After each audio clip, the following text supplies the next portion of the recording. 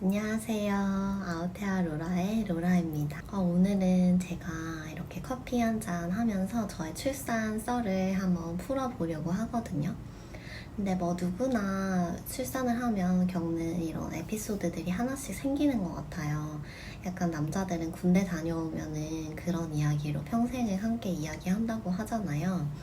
근데 이제 출산을 겪어보고 나니 이러한 이런 에피소드들을 가지고 평생 할 수 있는 이야기거리가 되지 않나 이런 생각이 들기도 하더라고요. 그리고 또 저 같은 경우에는 제가 이렇게 타이틀을 달았듯이 저는 아들이 살려준 저의 두 번째 목숨이라고 생각을 하거든요.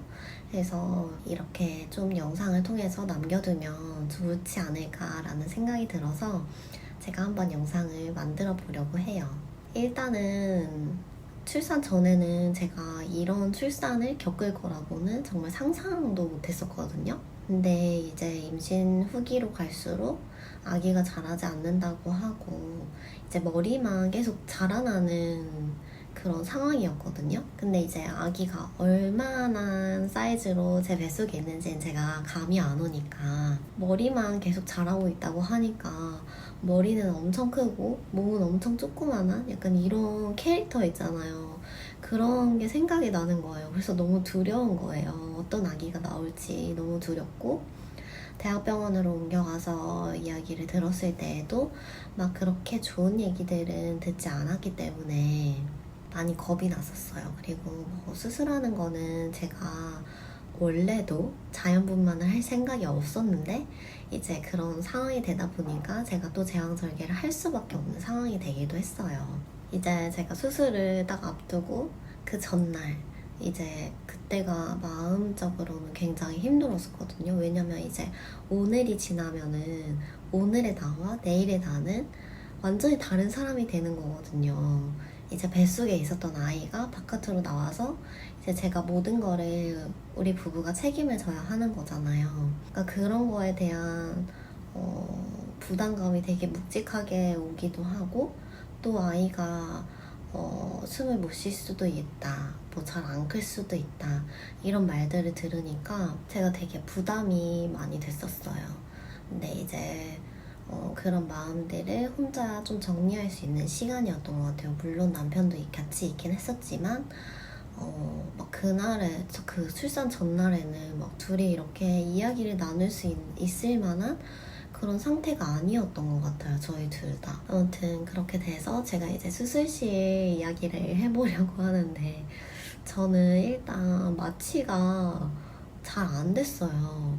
그래서 왜인지는 모르겠지만 어쨌든 마취가 잘 안 돼서 처음부터 이제 그 척추에 주사를 놓잖아요. 주사를 놓고 이제 베드에 누워가지고 그 알코올 솜으로 제 배를 이렇게 문지르거든요. 배하고 이제 하반신 거기를 이제 문지르는데 느낌이 똑같은 거예요. 마취 주사를 맞았는데. 그래서 조금 이제 느낌이 다르시죠? 이렇게 물어보는데 느낌이 똑같은 거예요. 그래서 느낌이 똑같은데요? 이랬더니 갑자기 이렇게 침대 베드가 이렇게 일자로 있으면은 이렇게 기울이셨어요. 그래서 이쪽에 머리가 있고 이쪽 위에 다리가 있게끔 이제 그렇게 해서 마취액을 조금 이렇게 퍼질 수 있게 도와준다고 하시더라고요. 그러고 나서도 알코올 솜으로 계속 이렇게 하반신과 상반신을 문질렀는데 그때는 이제 긴가민가 한 거예요. 그리고 제가 또 한 번 이렇게 느낌이 달라야 되는데 느낌이 똑같았잖아요. 그러니까 마취가 안 됐다 이런 생각이 드니까 이게 느낌을 알 수가 없는 거예요. 더 무서워져가지고. 그래서 잘 모르겠다고 이랬더니 일단 이제 수술이 시작이 됐어요. 선생님이 오시고 이제 수술을 시작을 하는데 배를 이제 가르는 막 고통이 느껴지진 않지만 이렇게 느낌은 나요. 아, 내 배를 자르고 있구나 이런 느낌이 나는데 이제 배를 가르고 갑자기 여기 양쪽에 계시던 선생님께서 여기를 이렇게 뭐 누르기 시작을 해요. 그러면서 이제 선생님께서 거기 이제 뭐 아기를 이제 뭐 꺼내는 것처럼 막 뭔가 이렇게 뽑아지는 느낌이 나요. 그래서 너무 아픈 거예요. 근데 인생 살면서 느껴보지 못한 그런 고통이었거든요. 그래서 그때 이제 생각을 했어요. 이 고통을 내가 이 수술이 끝날 때까지 견딜 수 있는 고통인가 라고 생각을 했었거든요. 근데 도저히 견딜 수 있는 고통이 아니었어요. 그래서 제가 막 선생님 너무 아파요 막 이랬어요. 너무 아파요 너무 아파요 막 이랬더니 이제 이 얼굴 쪽에는 마취과 선생님들이 계셨던 것 같아요. 그래서 아파요? 막 이렇게 확인을 하시더라고요. 그래서 너무 아파요 이랬더니 이제 막 호흡기를 씌워주셨어요. 이제 그리고 저는 이제 잠이 들었는데 사실 저는 그 부분도 나중에는 이제 다행이라고 생각이 들었었거든요. 왜냐면 하반신 마취를 하면은 아이를 이제 갓 나온 아이를 제가 볼 수 있다는데 사실 저는 그게 너무 두려웠었어요. 왜냐면 로엔이가 어떤 모습으로 태어날지 모르는 상황이었기 때문에 그리고 숨도 잘 못 쉴 수 있다고 하고 막 이런 얘기를 들어왔어서 아이를 저 혼자 그 수술실에서 이렇게 딱 마주한다는 게 저는 너무 두려웠었거든요. 왜냐면 그게 마음의 준비를 아무리 한다고 해도 그런 아이를 내가 내 눈앞에서 봤을 때 제가 견뎌낼 수 없을 것 같은 거예요. 왜냐면 또 그때는 감정적으로도 많이 좀 지쳐있는 상태고 몸도 많이 지쳐있는 상태고 이러니까 너무 힘이 들었어요. 그래서 차라리 전신 마취가 된 게 정말 다행이다 라고 생각을 했었거든요. 로엔이는 역시나 숨을 잘 못 쉬어가지고 바로 인큐베이터 안으로 들어갔어요. 호흡기를 달고 그런 모습을 제가 보지 않았어서 조금 충격이 덜 하기도 했었던 것 같아요. 그리고 이제 저는 출혈이 너무 심했어가지고 원래는 제가 병실에서 내려올 때만 해도 8시 40분쯤에 수술실 밑에서 대기하러 이제 휠체어를 타고 내려갔었거든요. 근데 분명히 길어야 1시간, 1시간 반이면은 다시 병실로 올라올 수 있다고 했었어요, 분명히. 그랬는데 제가 병실에 딱 올라왔는데 12시가 넘은 거예요. 거의 1시가 되어가고 있었어요. 그래서 저는 뭐가 잘못된 줄 알았어요. 근데 이제 그때까지만 해도 이제 저희 남편은 막 이렇게 피가 흥건하고 이런 걸 많이 봤다고 했는데 저는 이제 누워있으니까 볼 수 있는 상황이 아니잖아요. 그러니까 그렇게 많은 시간이 흘렀는지도 몰랐고 제가 그렇게 피를 많이 흘렸는지도 몰랐고 이랬으니까 근데 이제 제가 나중에 든 생각은 남편은 이제 저하고 뱃속에 있는 아이를 수술실로 들여보내놓고 수술실 밖에서 이제 기다렸을 거 아니에요. 근데 남편도 들은 게 있잖아요. 1시간, 1시간 반 정도면은 충분히 회복하고 나온다고 했는데 아이는 나왔는데 아이는 이제 거의 한 15분 만에 나왔던 것 같아요. 제가 안 나오는 거잖아요. 그래서 남편이 좀 많이 놀랐을 것 같은 거예요. 그리고 좀 두렵고 그런 생각이 들 수 있잖아요. 계속 이제 누가 말해주는 것도 아니고 왜 안 나오지? 하는데 이 아이를 내가 혼자서 키우게 되면 어떡하나 이런 막연한 두려움도 들었을 것 같은 거예요. 그래서 조금 마음이 조금 안 좋긴 하더라고요.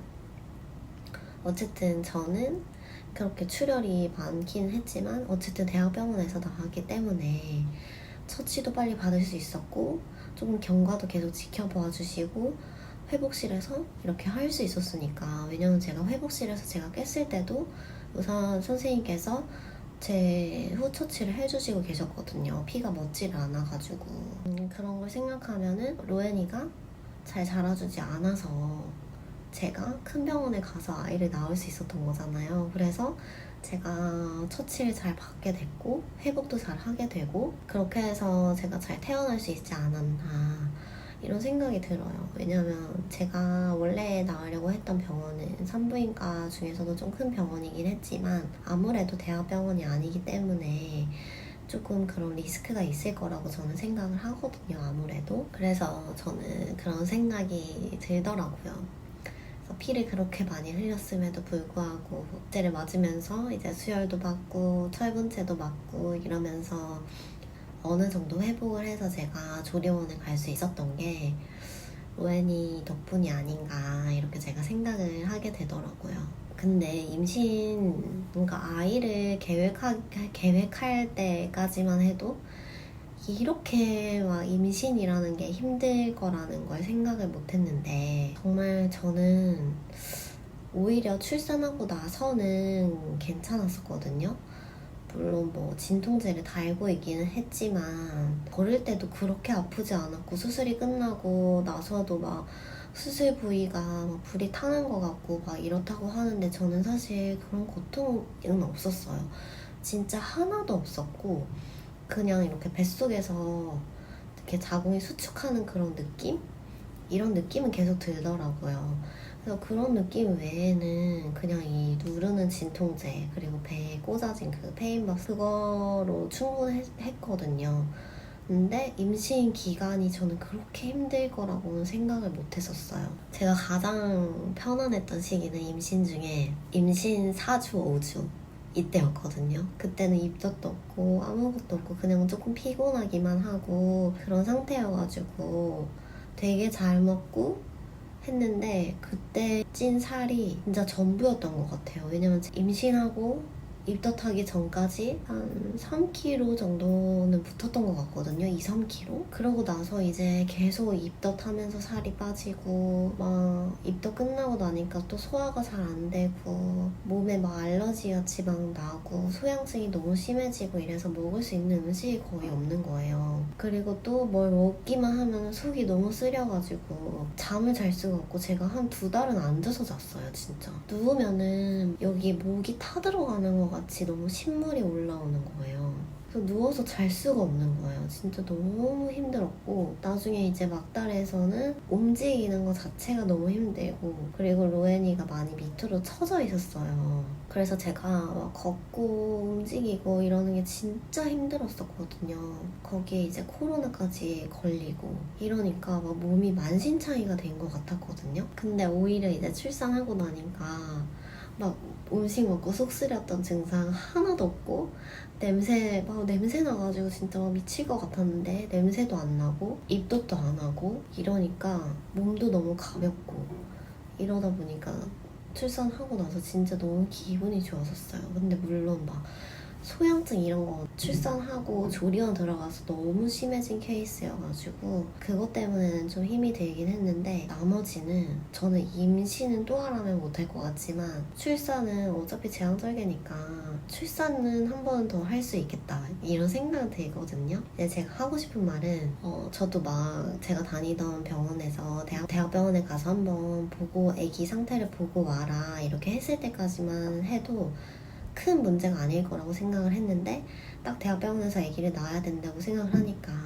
막 그런 소리를 많이 듣잖아. 대학병원에서 낳는 출산은 너무 막 비인간적이다, 그리고 혼자 준비해야 될 것들이 너무 많다, 이런 얘기들을 많이 들어서 제가 원래 다니던 그 병원에서 아이를 출산하고 싶은 거예요. 다시 돌아가고 싶고.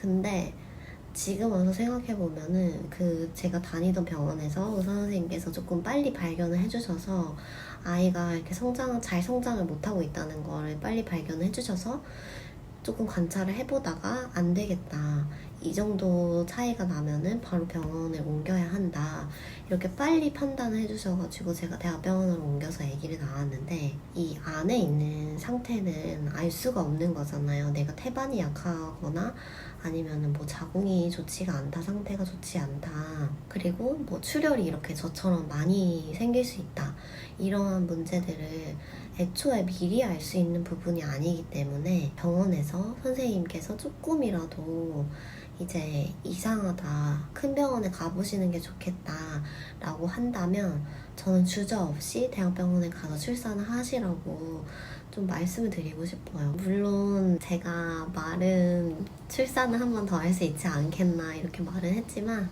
저희는 아이 계획은 이제 또 갖지는 않을 생각이에요. 왜냐면 이제 로엔이도 많이 아프기도 했고, 로엔이 이제 병 진행 상태에 대해서도 제가 영상으로 조금 남겨보려고 하긴 하거든요. 그래서 그런 부분에 대해서는 다른 영상으로 제가 남겨보도록 하고, 오늘 이렇게 저의 출산 썰을 남겨보았는데 너무너무 많은 출산 썰들이 있지만 또 각자만의 그런 출산 이야기들이 있기에 제가 한번 영상에 더 이렇게 다루어 보았거든요. 오늘 영상도 함께 해주셔서 정말 감사하고 다음 영상으로 제가 찾아와 보도록 하겠습니다. 그럼 오늘도 감사합니다.